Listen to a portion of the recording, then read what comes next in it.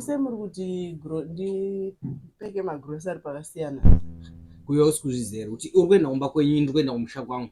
Tikuenda kwakasiyana. Iyo rongedza magrocery zvakatosiyana. Seiko handiti tiri kuenda kumusha mumwe chete. Aiwe mani indo. Iyo usikuzve chimerei chedu muCape Town chimerei chenhema nhema here. Iwewe uri kuenda kuti tinoparadzana pabhodha. In fact tone tikakwira bhazi rimwe chete ini panonosapa tinoparadzana muHarare. Wakutoenda kumusha kwenyu kumba kwenyu kuchitungwiza.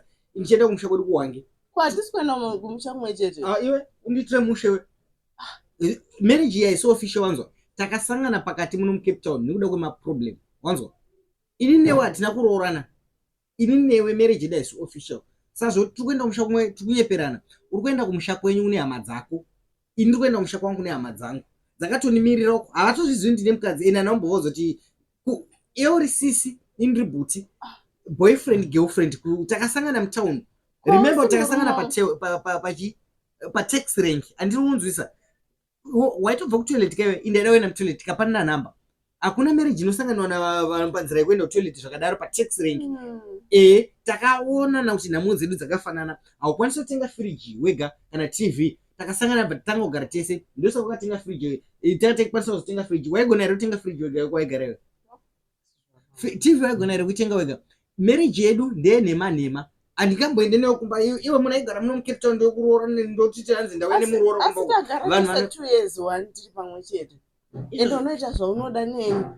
Apa tinongosangana nerudo rwokufara rwasisina bhudhi rwekuCape Town rweboyfriend negirlfriend. Takaona kuti takadambura macost etransport dzekuenda kumasleep off pakati pangu newe. Ndosaka tisina mwana. Hazvisi official hatina mwana. Saka zvokuti hanzi tinoti December uri kuenda kumusha kwangu. Tikunyeperana wangu. Tikunyeperana ini kumusha kwangu kuvana titi vakatomirira nehanzva dzangu. Waruda kuti pamwe ndosvika ndatotsvagirwa mukadzi ndakuda kunzi ndiroore zviri official. Bosi anomboudza kuti kuno ndine girlfriend.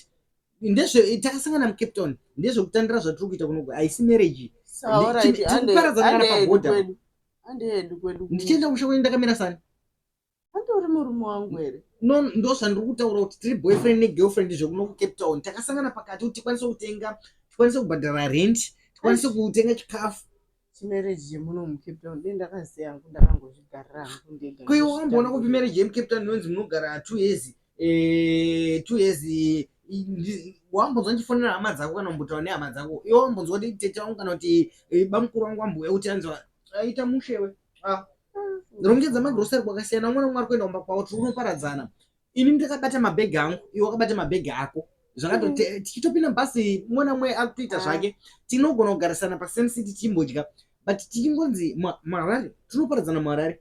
MuHarare totoparadzana umwe naumwe kwake.